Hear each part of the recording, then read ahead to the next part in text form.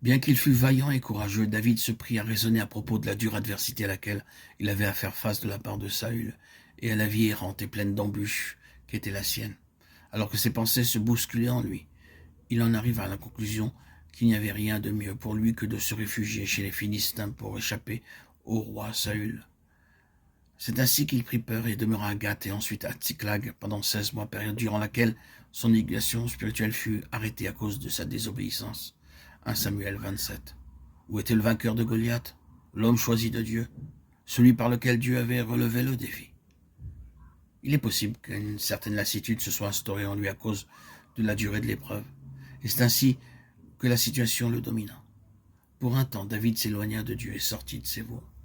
Ce fut par le refus des princes des Philistins de le voir combattre à leur côté qu'il fut contraint de retourner à Tsiklag avec ses 800 hommes, qu'il y trouva la ville incendiée, pillée et les habitants emmenés captifs par les Amalécites.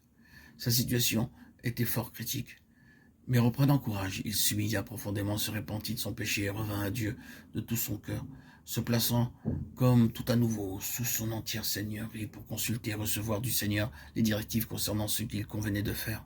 David dit au sacrificateur Aviatar, « Apporte-moi donc l'éphod. » Et David consulta l'Éternel en disant, « Poursuivrai-je cette troupe? L'atteindrai-je » L'Éternel lui répondit, « Poursuis, car tu atteindras et tu délivreras. » 1 Samuel 37, 8.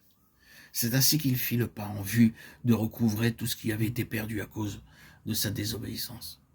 Nous sommes tous faillibles, d'une manière ou d'une autre, et nos défaillances sont parfois causées par de mauvaises influences ou par notre ignorance des principes divins.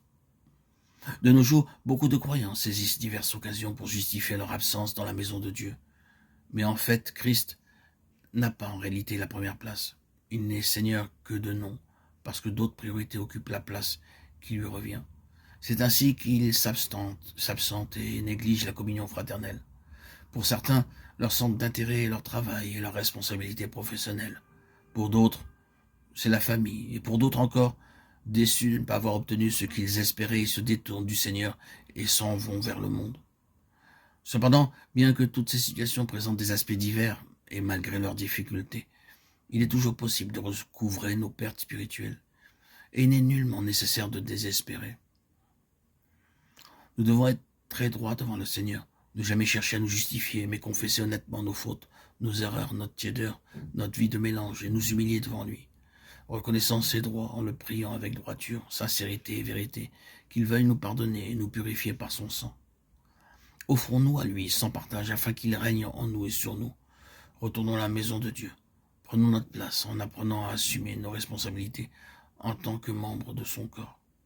C'est ainsi que l'ennemi sera chassé de nos vies. Ce n'est que dans la mesure où Christ occupe la place centrale et suprême que nous recouvrons nos pertes causées par l'ennemi. Cette responsabilité nous incombe. Nous ne pouvons connaître un réel rétablissement et poursuivre notre course qu'à ce prix.